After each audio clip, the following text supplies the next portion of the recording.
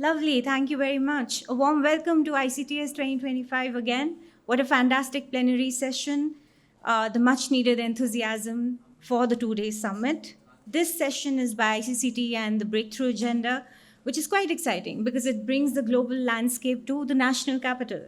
And for the benefit of our guests, Breakthrough Agenda is a platform that was launched at COP26 to help the world close the collaboration gap where initiatives, countries, and partners work together to build on 2030 goals on 7 of the highest emitting sectors. One of them is road transport, which is why this session is equally important. Breakthrough Agenda is now backed by 61 countries and 150 partner initiatives. And in today's panel, we will be welcoming esteemed guests from India and the United Kingdom, who are the co-leads of the road transport breakthrough, Norway, which is an endorsing country, ICCT and the World Bank, who are our partner initiatives. Without further ado, it is my pleasure to invite the esteemed speakers on the stage. May I request Mr. Sudhendu Sinha, Advisor NITI Aayog, to please join us on the stage. He's been instrumental in advancing India's efforts on global and national platforms on electric mobility. May I request Ms. Laura Aylett, Head of Climate and Energy, British High Commission, vast experience in terms of climate change and also negotiated on behalf of the UK at COP22 in Marrakesh. We welcome Mr. Audun Garberg, please don't kill me for mispronouncing your name, Vice Director and Head of Climate Department, City of Oslo to India. Welcome, sir. He's been known as a climate expert with a lot of enthusiasm in terms of creating a greener future. Our very own Mr. Kodjak, President and CEO of ICCT, a prominent figure in the field of environmental policy and vehicle emissions regulation. And last but not the least, Dr. Jen, South Asia Manager for World Bank, brings vast experience in transport and infrastructure and related sectors across diverse client countries in different regions. With that, I would request Mr. Sudhendu Sinha to open the panel with a few remarks, and then Ms. Aylett to follow up with those remarks as the co-leads of Road Transport Breakthrough. Mr. Sinha. Thanks to ICCT for inviting me, and I'm sure that the kind of enthusiasm that I'm watching, in last 3 years, and I'm sure that Drew will also align with me that the room was the same. That's true. But the number of tables have definitely increased, isn't it? I think so. So that is how it has been. So, and the best part is, yes, to Ashpreet, that they have brought two primary initiatives. ICCT is on one hand, and the second is this breakthrough agenda, which was launched at COP26, and I had the fortune to be present there when it was being launched, and of course, to take it forward. Said that both these initiatives, they are being kind of combined together, and they are trying to see that how exactly we are able to achieve our targets. Zero emission vehicle is now I won't call it new normal, but this is normal thing. I also feel very happy that this has got the endorsement from Norway, and I always get inspired by Norway. I had again opportunity and my interest out of my own interest to go through the story of electrification in some 29 odd countries that have taken to electric mobility, 28, 29 odd countries. And whenever I see Norway, it gives me all the big pleasure.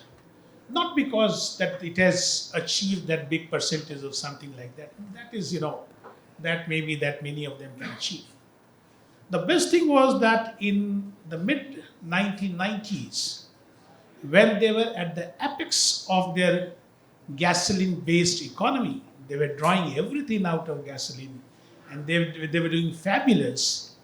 In those days, when the entire economy was literally based on gasoline, they took a call, they thought through, they sat together and decided that probably this is the wrong way to go, and the right way would be shifting to the zero-emission vehicles.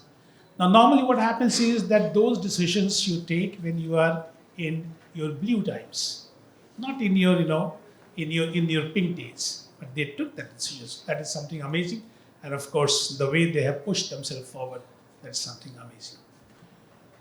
So that is where we are in India. You know what all initiatives we have been taking, and we are taking it very, very in a fast forward manner. The idea is, in fact, an hour ago only somebody asked me, and Radha Madhi, my chairperson asked me, that how are we doing in multiple segments? So if I just recount and tell you in just 1 minute or maybe 1.5 minutes, in two-wheelers, scooters, our performance is close to 25 to 30%. Two-wheeler, motorcycle, it is 0%. That's why I'm going to have a big meeting with all the OEMs today with our motorcycles, just trying to nudge them that what it is, how exactly we go about it. Because I know that electrification of motorcycle is a challenge, but we have to achieve it. In car, it is increasing in a fast forward manner. But yes, it is not at a very, very respectable level, I would say. We have to work more. In buses, again, if we see the two streams, stream A, which is the public transport owned by the state governments kind of thing, operated by the state governments, they're almost all new buses which are coming, they are electric. But unfortunately, that segment is only 10% of the entire vehicle fleet. So the majority of them which are a kind of, in the private sector, private operators, there we will have to work more so that we are able to get it. How to create a platform where all of them can be hooked, and that platform can have a bigger, capacity to negotiate with the banks in terms of getting loans, capacity to talk to the government, get multiple assistance such as charging infrastructure. That is what is required. Truck transformation is the last one that is going forward. So the understanding is very clear. 55 tonners, the highest payload ones. If we are able to make them move, say 300, 350 kilometer plus, then we are sorted. Probably the economics will create a situation where we don't have to seek help of the government.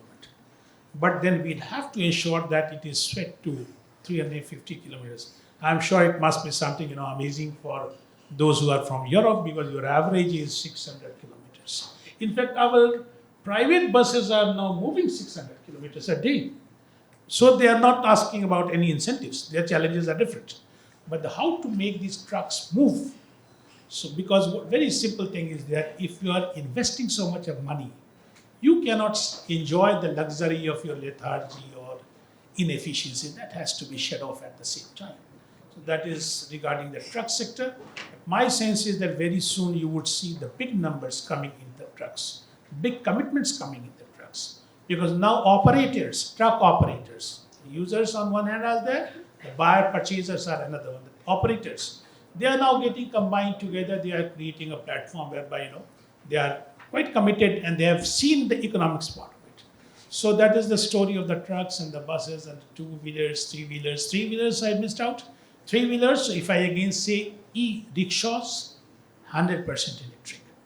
Challenge, majority of them are lead acid. How to get into lithium? They are getting transformed.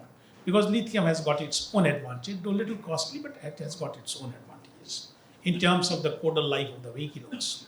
Now, what we call the auto rickshaws, passenger sector, almost 60% plus is electric. Auto rickshaw, cargo sector, again it is fabulous development. This is precisely where. So, if I may say, it is a cold mix kind of thing. Somewhere we are doing fabulous, somewhere we are not. Challenges are there. Charging infrastructure will have to move on very, very fast forward. So these are the with these initial kind of comments, I would like to again congratulate ICCT, the representatives in India, Drew, of course, who is a big inspiration from outside, Norway for endorsing it, and of course, Breakthrough Agenda for combining together. Thank you.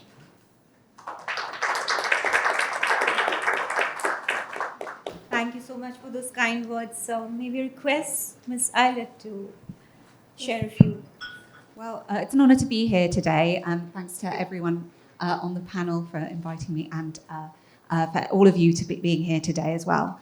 So the UK is very proud to be one of the founders of the road transport breakthrough, to really drive this important transition, representing 12% of global greenhouse gas emissions. The UK has made great strides on its own transition. We've got a commitment to phase out internal combustion engines by 2030 as part of our commitment to be net zero by 2050. We were the first major economy to make that commitment. And our government has made recently lots of announcements about funding for charging infrastructure, for grants for the vehicles themselves. So really putting money behind this, this target. But of course, just the UK taking action doesn't do it. We're a small country, and that's why we worked at COP26 to put together the breakthrough agenda and the road transport breakthrough as part of that. Because it really needs global solutions. And India, being so massive, has the chance to really change and shift the global supply chain, which is why we're really proud of our collaboration with Mr. Sinha and his team and MHI to support India's transition. We collaborate on access to finance, and we've collaborated on, through the breakthrough agenda, which brings together and coordinates all this activity. We also, this is all part of our broader relationship with India, that we've had a lot of exciting announcements recently regarding. In the last month, we signed our Vision 2035 comprehensive strategic partnership. Our two prime ministers did this in the UK. And we also signed the free trade agreement, which includes supporting EVs trade between our countries. So very pleased to be here today and to hear from the panel, and as part of our commitment to the breakthrough agenda. Thank you. Great, so we have other esteemed panelists here. So let me turn to Audun here. We heard two major economies talking about transition. But how can countries, governments, city officials continue supporting this transition? What kind of clarity can we give to businesses, industry, as well as the wider set of stakeholders? Well, thank you. I think what you're touching up upon with the predictability for the businesses is really important. We work a lot. We have a lot of contact with local businesses in the city of Oslo, and they always come up with that. We need predictability. And I'm just to mention two concrete examples of how we've been working with them. We've been having a dialogue about what's been really important for them. And when it comes to introduction of vans and heavy trucks, where we lag behind. So although we have like 97% of new cars being fully electric, it's about 50% of the vans and much lower for the heavy trucks. So they've asked for predictability on the economics, and also for charging dedicated for heavy trucks. So what we've said is that if you buy a van or a truck that's electric, you will be exempted from paying in the toll ring around Oslo. So driving into Oslo, you don't have to pay up until 2030. So they have 5 years. They can plan for that and take that into account. And at the same time, we raise the price for the gasoline and diesel trucks. So that's one example. Another example is how we've been working on electrifying non-road machinery in the construction sector. So this is typically like large excavators and so on. And we started out 9 years ago telling the market that when the city procures construction work, so building of roads or schools or nursery homes and so on, we will start by requiring fossil-free construction, and we will move on to give you points if you can use zero emission, being that mainly electric, machinery in the procurement process. So you get extra points if you could do part of the work but with zero emission electric machinery. And at the same time, we said that our goal is to have zero emission as a requirement, as a minimum requirement for all construction being procured by the city by 2025. So this really made an economic sense, and it also gave them predictability. We have, from this year, introduced the minimum requirement, and from last year, when we didn't have the minimum requirement, 84 or was it 85% of all work being done on on construction site commissioned by the city were being done by zero emission machinery. So and I think it's only like 6-7 years ago we had those first large excavators that was zero emission. So it's been a rapid transition. That's amazing. I'm sure all countries could benefit from that example. I see Mr. Sinha nodding. Great. So if I could move to Jen, and you've heard 3 major countries talking about how we need these policies and everyone is doing their bit and the efforts that are in place. But when it comes to climate finance, there's still a huge gap. With your vast experience in working in different regions, if you could elaborate, what more can be done, especially for countries in the global south? First of all, thank you very much to ICCT for inviting us to join this panel with the esteemed panelists and our valuable partners. So I think the global climate politics is complicated space, and I think it's more so recently. And I think some of the developing countries feel the certain impacts that maybe the concessional financing and other public funding that is aimed at this net zero transition is being affected lately. But I just want to highlight that at the World Bank Group and along with other MDBs and IFIs, we remain committed to this agenda and really working to innovate finance as well, to go beyond the traditional concessionary financing and climate finance to bring in other resources.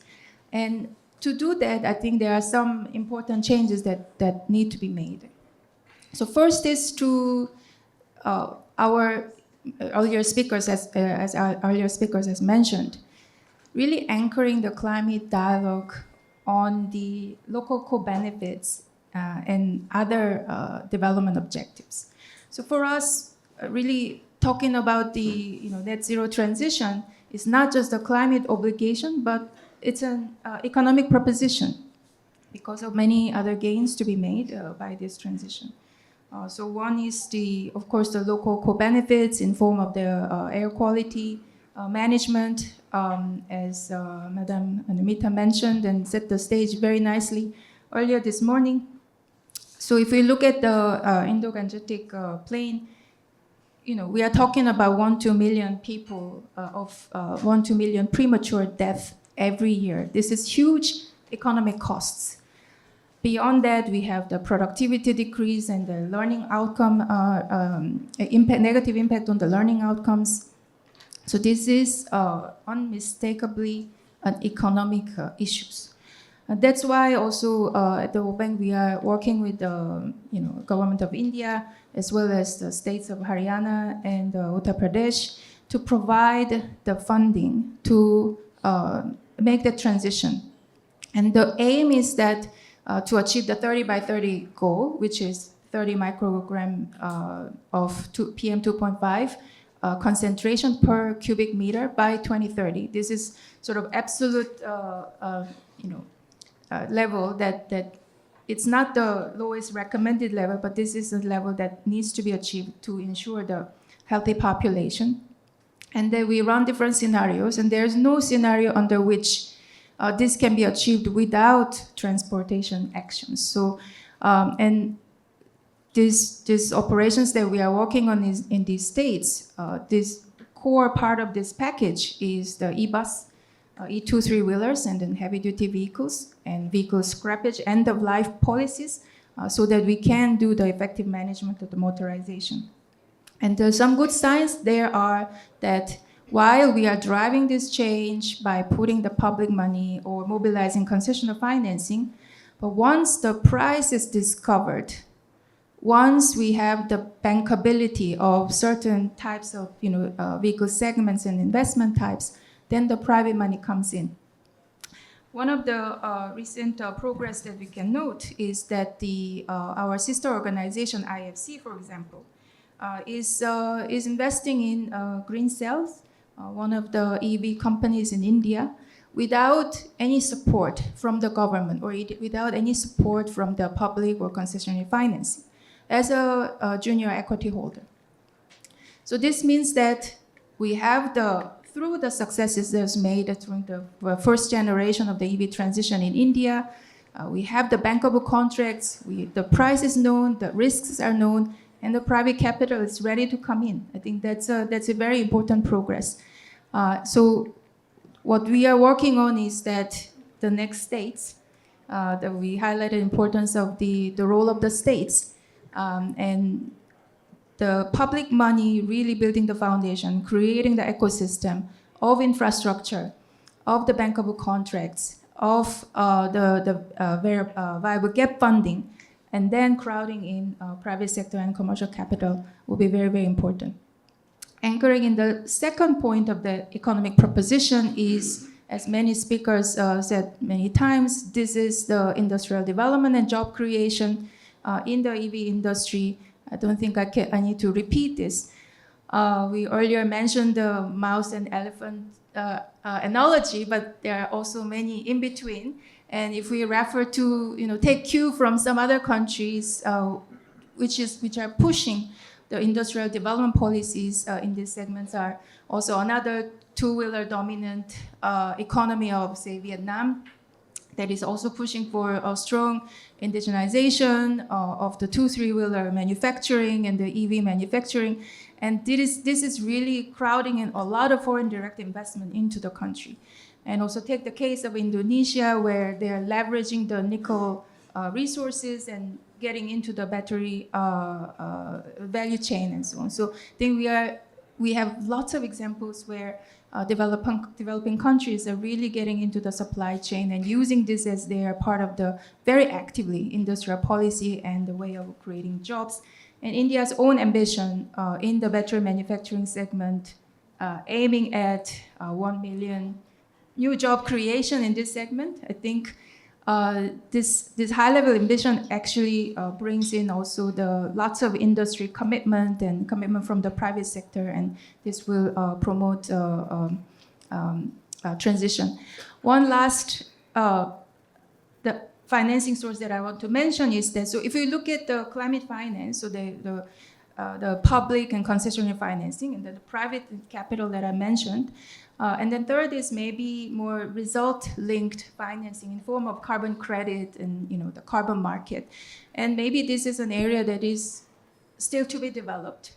And I think in India, the plumbing exists, right? So there is a system established, the carbon credit trading scheme that is established.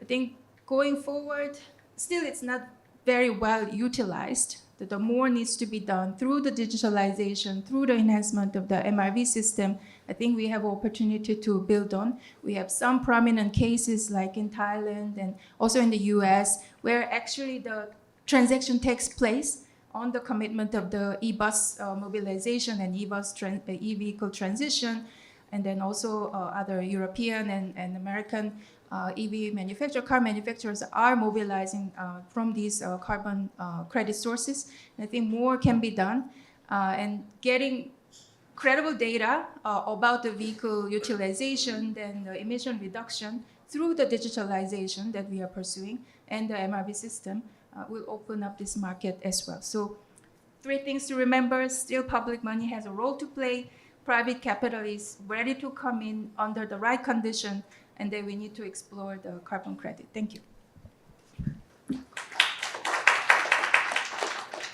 Quite well articulated, fantastic points. If I could move to Drew, you've heard all the panelists here, and ICCT is known to be a collaborator.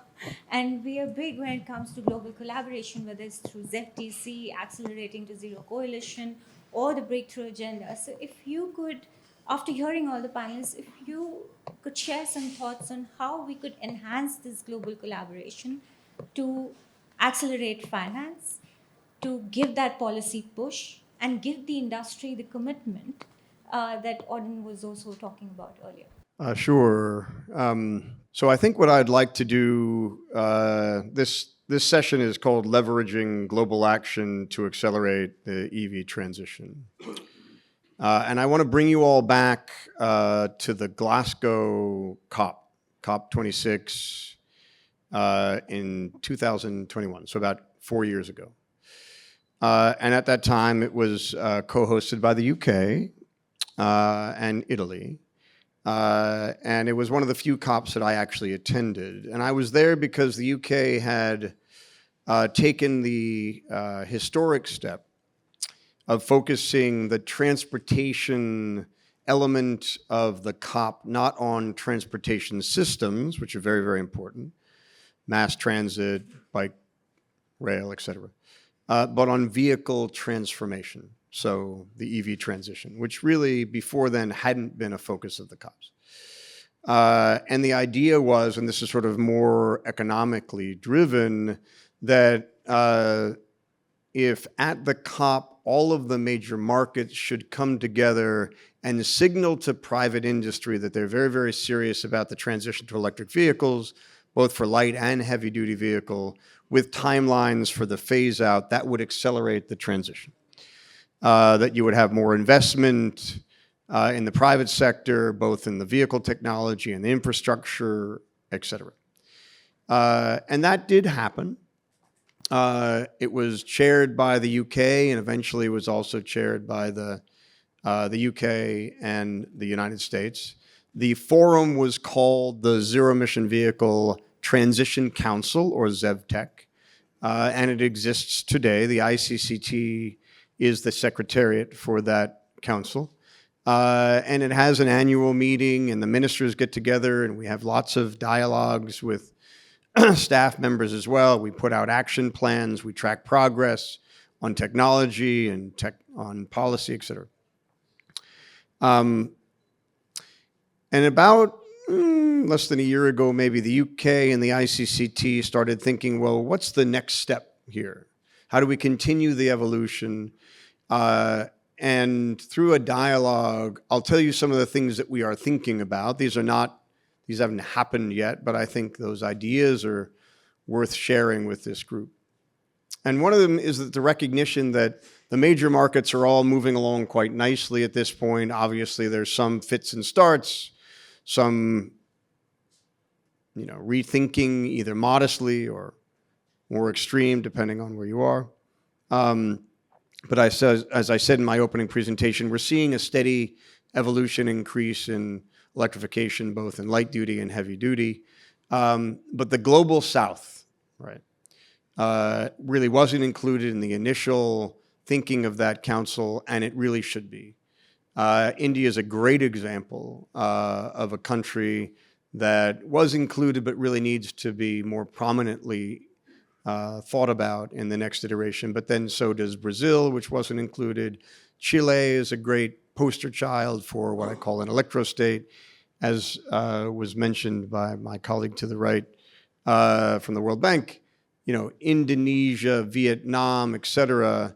And so one idea is to certainly expand the ZEVTEC Council from major markets to major and emerging markets. So point number one. And point number two is, let's not just focus on regulatory policy, but on all those agencies that develop the regulations and the policies for fiscal, but also the aid agencies. So the investment banks, philanthropy, but also the agencies that give out sort of foreign aid and bring the investment arms together with the policy arms. And that to me would be something that would be quite unusual and historic and could be a real additional element that we would bring to the transition. So I like all of those. And then the last element would be, let's be more formal about developing, let's say, 3-year timelines, where we'll engage with Indonesia or any particular country and really roll up our sleeves and try to figure out how to support the EV transition there in all the aspects, right? And so using global forums and global venues as a way of actually supporting regional transitions is not an easy thing to do. There's a lot of activities which happen on a country basis. But I think there is a time, particularly at this moment, where both foreign aid focused on the global south, really looking at 3-year work plans, might be a good moment to rethink that. So I'll close there. Thank you.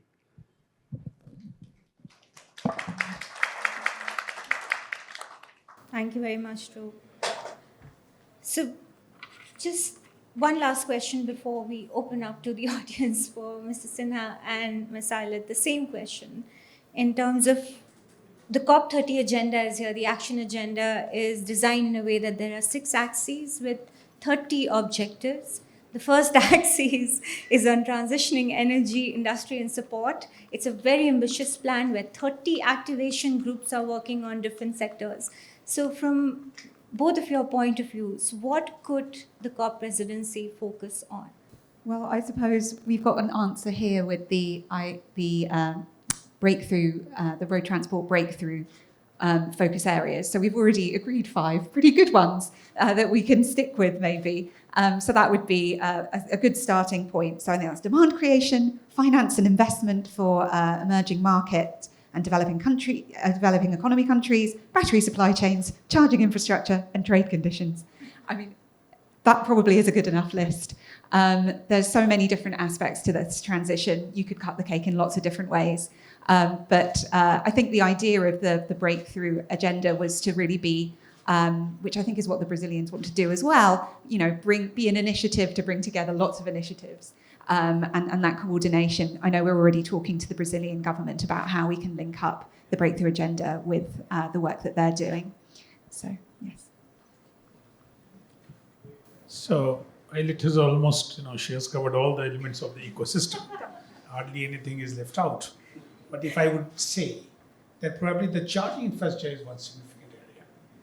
Financing, definitely, it goes without saying. Financing is, awareness is something, internal kind of activity, so I won't say much on that.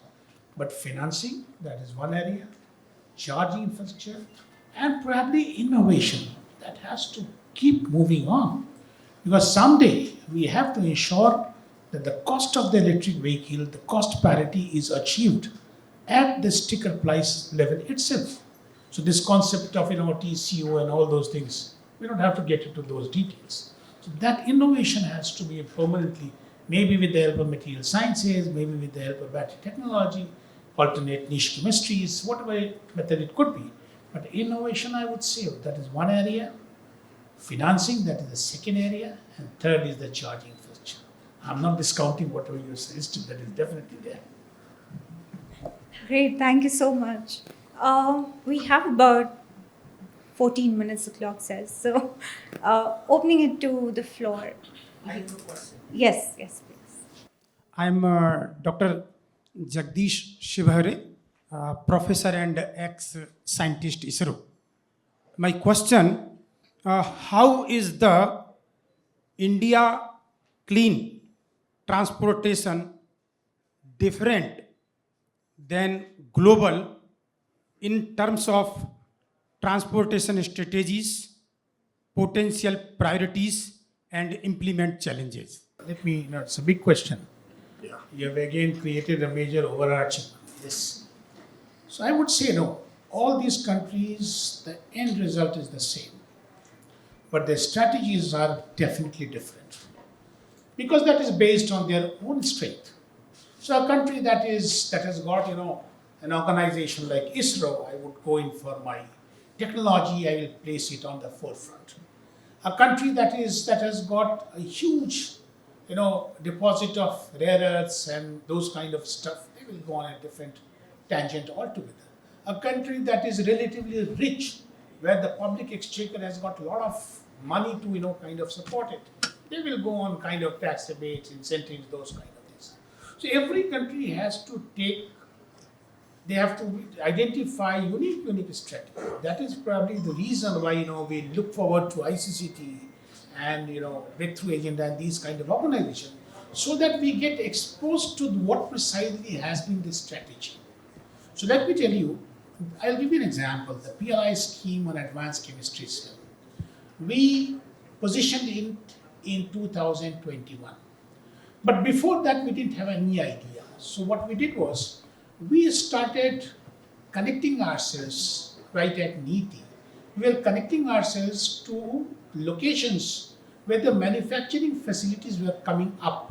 So it was Hungary, it was Poland, it was Germany, it was Sweden, it was US. We were connecting to each one of them, asking them, finding out how much time does it take, what are the different steps, what are the technological challenges, what are the risk mitigation, all those things were there. And then once that understanding came, then we said that, okay, our PLI scheme will be based on these parameters. We decided, for example, in India, once we decided that we must be making by 2030, of course it can spill over by another couple of years, that 10 million electric vehicle units a year. It includes two-wheelers, yes, I'm not saying that.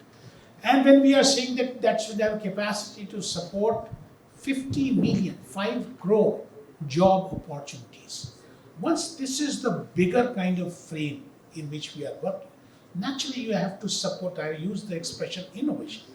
That's why what we did at NITI was, and of course the entire government of India, we asked these IITs, and 16 out of 23 IITs, we asked them to set up centers of excellence.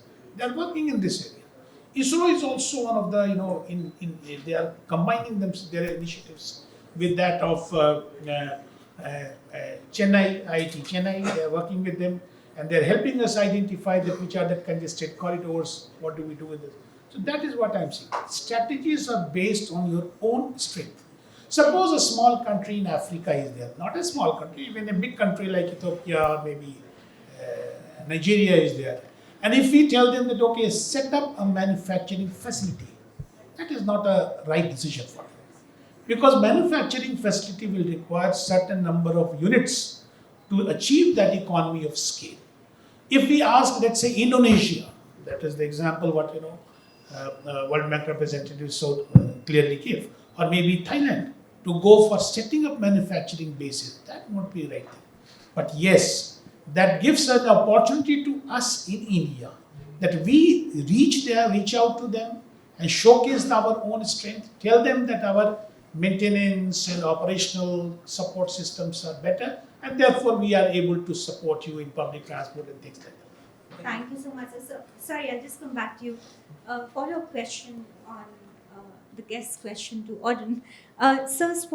Sinha spoke about the country level and how their strength is what we play to. But when it comes to cities, it's a different scenario. So if you could elaborate a little on how cities could also work together, and on the same question that the guest asked. Yeah, thank you. I think if you see Norway as a mouse, I guess the city of Oslo is a... Okay, I'm not going into that, but for us, it's been really important to cooperate internationally. We're members of the C40 together with Delhi and other big cities around the globe, and we benefit a lot from others' lessons, and we try to share as much as we can from our lessons. And I believe that cities are we are very close to our citizens. We know we get response very quickly if things work or not. So we're kind of the perfect test bed for trying out new solutions. And if they work, we can scale them up and learn from each other. So what we've done in Oslo is to try to see early on how we could supplement the national policies on EVs. So we have been working with our own toll ring, as I mentioned, but also with parking policies, with publicly available charging infrastructure. We have had a support scheme for housing cooperatives for building charging infrastructures for those who live there. So all this is kind of supplements the national policies.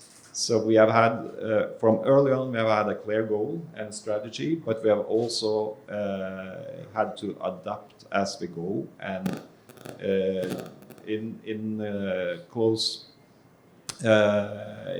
contact with other cities that are in the forefront of this transition. Sorry, we're struggling with the mic. We are out of time, but we could take one last question. Very difficult to pick. Kelly, you pick.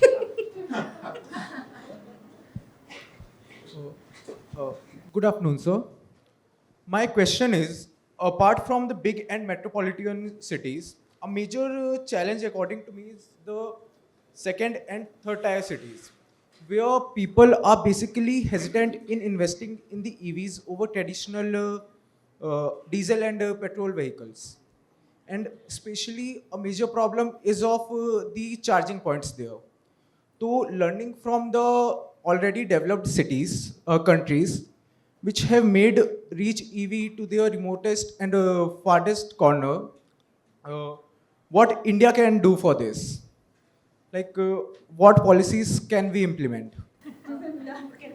Okay, so yes, I fully agree that this tier 2, tier 3 cities, the mobility challenges of these cities are much different from what is there in metropolis. And you would see for yourself, and you could make out that where from the question was that. What is happening is, I'll give you an example of the deep rural areas of Bihar and Jharkhand, where the tier 2, tier 3 cities, where mobility is still ill-defined, where the municipal systems don't have that much of financial strength, where the road network, of course, it has come up. Now, you would see in these areas that with the onset of this electric mobility, at least the two-wheelers and the three-wheelers, they are getting electrified very fast. Frankly speaking, there is a clear, I would say that sweep with that of auto rickshaws, e-rickshaws rather. So the entire mobility from rural to the Mufassil town, where children normally go for their studies, for medical support, for their multiple administrative functions, for colleges, and so kind of things, that is completely electrified now. So the old time, movement based on gasoline, that is gradually giving way to these kind of support. But yes, if you are asking me personal vehicles other than two-wheelers, that is four-wheelers, that is gradually not there. State governments, especially those states which are in the south, they are getting into with electric vehicles. In these small little cities, they are connecting them with the help of, so other than intracity, now intercity and this connecting the big cities or to the Mufassil areas, that initiative is also going on with electric mobilities. So these are the initiatives that is going on. But if you ask me that the pace of transition is there, that is definitely not there as fast as it should be. But the battery swap, for example, is moving very fast in those areas. Three-wheeler ecosystem, that is again very, very fast in those areas. Practically all the cargo, because they are very much cost conscious, more as compared to the metropolitan areas. For them, environment comes later. Probably the cost economy comes first. So once they realize that it is a good business sense to go for this option, they are going for it. This is how it is going on. Thank you so much, sir. We do apologize. That's the second ring. So we'll have to wrap up this panel. It was fantastic hearing all the panelists. We encourage you to ask them questions outside. If they will be around, they'll be happy to answer those questions. So big round of applause to all our panelists here.